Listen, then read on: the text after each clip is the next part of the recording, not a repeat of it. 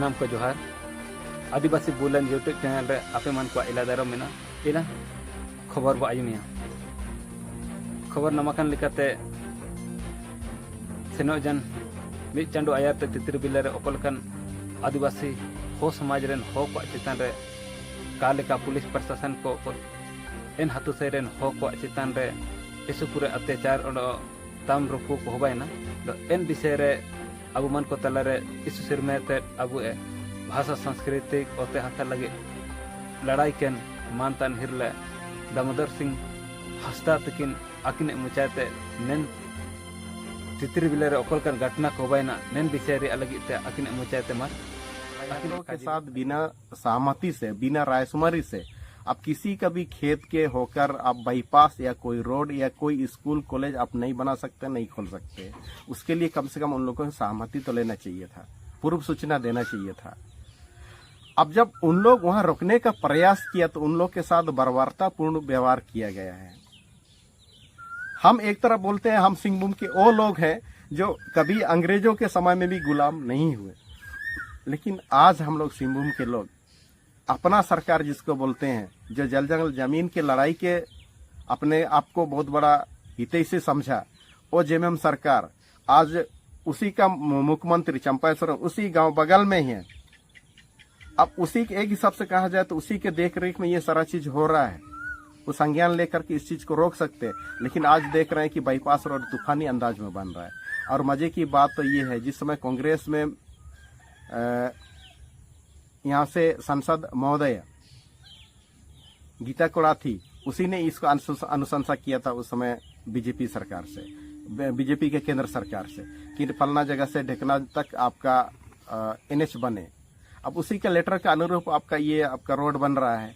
अब रोड बन रहा है तो वहाँ का लोग जब विरोध कर रहे हैं तो यहाँ का सरकार को भी उनका साथ देना चाहिए, जबकि सरकार भी उन ठेकेदारों को जिनको उन लोगों ने काम दिया है उन्हीं लोग के इशारे पे चल रही है। सबसे दुखद की बात यह है कि यहाँ का विधायक जिसको लोगों ने वोट दे करके एक उम्मीद के साथ जिताया कि यार सुख दुख में आप हमें साथ देंगे, आज विधायक भी कानी काट लिया है।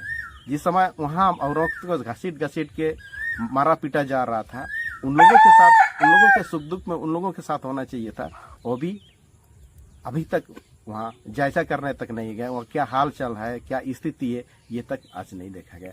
लेकिन इस तितिरबिला के माध्यम से एक चीज जो इस वीडियो को देख रहा है उनको मैं ये बताऊंगा, जिस तरह से छोटा सा बाईपास रोड के लिए पूरा गांव को पुलिस छावनी में बदल दिया गया, ये संकेत बता रहा है कि आज सबसे ज्यादा अगर खतरा मंडरा रहा है तो हम लोग का ये सिंहभूम क्षेत्र में, ये सिंहभूम परमंडल में आज रोड के लिए पुलिस छावनी में तितिरबिला गांव बन गया। कल कुजू डैम बनेगा, वहां पता नहीं कितना बटालियन पुलिस फोर्स लगाएगा सरकार और वो कुजू डैम बनाएगा। और जिस तरह से अभी पेपर में जो आ रहा है कि सिंहभूम को अधिक नया औद्योगिक क्षेत्र मिलेगा, अब नया औद्योगिक के लिए उसको पानी चाहिए, उसके लिए कुजू डैम बनना ही होगा। अब बताइए, अगर कुजू डैम से विस्थापन होगा, फिर रिंग रोड बन रहा है। रिंग रोड क्यों बन रहा है? क्योंकि पहले ही कहा गया था कि चकरदरपुर नगर पालिका और चाईबासा नगर पालिका क्षेत्र को लैंड पूल के तहत इसको 10 किलोमीटर रेडियस में बढ़ा दिया गया। अब अगर चाईबासा को अगर 10 किलोमीटर रेडियस में नहीं बढ़ाता तो शायद ये रिंग रोड नहीं बनता। आज लोगों को पता चल रहा है कि जिस सरकार को हम लोगों ने वोट दिया, अब हाल ही जुम्मे ये जो सांसद को हम लोगों ने रिकॉर्ड तोड़ मत से जिताया, अब वो भी कुछ नहीं कर पा रही है। आप जनप्रतिनिधि चुनते हो, वही आपके ऊपर दमनकारी षड्यंत्र रचता है। यहाँ से आज लोगों को सजग होना होगा, एक नई रणनीति लेकर के चलना होगा, नहीं तो कोलान को बचाने से कोई रोक नहीं सकता, कोलान को डूबने से कोई रोक नहीं सकता है। वो तो विकास के लिए सड़क और जो भी डैम का निर्माण कर रही, तो विकास के लिए काम कर रहा है, इसमें नुकसान यहाँ के कोल्हान के हो लोगों के लिए कैसा होगा? विकास अनुसूचित क्षेत्र में वहाँ के लोगों के मांग के अनुरूप होना चाहिए, ना कि वहाँ के लोगों के विरुद्ध काम होना चाहिए। अगर ये रिंग रोड बनेगा तो कितने आदिवासी गांव विस्थापित होगा, उससे उन आदिवासी लोगों को कितना फायदा होगा। आज अगर रांची का रिंग रोड का अगर आज हम लोग जायजा करेंगे, या उसका एनालिसिस करेंगे, विश्लेषण करेंगे, वहाँ के कितने आदिवासियों को फायदा हुआ। वहाँ के आदिवासियों को फायदा ना हो करके रिंग रोड के किनारे किनारे बाहरी लोगों का ही वहाँ कब्जा आज बैठ रहा है। वैसे ही होगा सिंहभूम में भी। बाहरी लोग जिस तरह से टिड्डी दल की तरह आ रहे हैं, अब सोचिए आदित्यपुर गमारिया इंडस्ट्री बना, वहाँ कितने लोग काम कर रहे हैं, स्थानीय लोग, बाहरी लोग आकर के आज उस क्षेत्र को से वह हम लोग का शेड्यूल एरिया से डिशेड्यूल एरिया हो गया है। इस तरह से सिंहभूम भी एक आज जो हम लोग रिजर्व सीट बोल रहे हैं, ये रिजर्व सीट से ये अब अनरिजर्व सीट बोले या तो सुरक्षित सीट से असुरक्षित सीट बोले या तो आपका जनरल सीट बोले, ये जनरल सीट में होगा। अच्छा, तो अभी विधानसभा भी अभी पहुंच रहा है, तो विधानसभा में आपके जो जेल कैम्प जेबी केसेस के ओर से तैयारियां कैसे चल रही है? देखिए, हम लोग तो लोकसभा बहुत कम समय मिला था, और फिर भी जिस तरह से वोट मिला, लोगों ने प्यार दिया, वो एक संतोषजनक है। हम लोगों ने बिना पैसा खर्च किए, उल्टा लोगों ने हमें पैसा भी दिया और वोट भी दिया, और उसी से हम लोग का मनोबल भी बढ़ा हुआ है।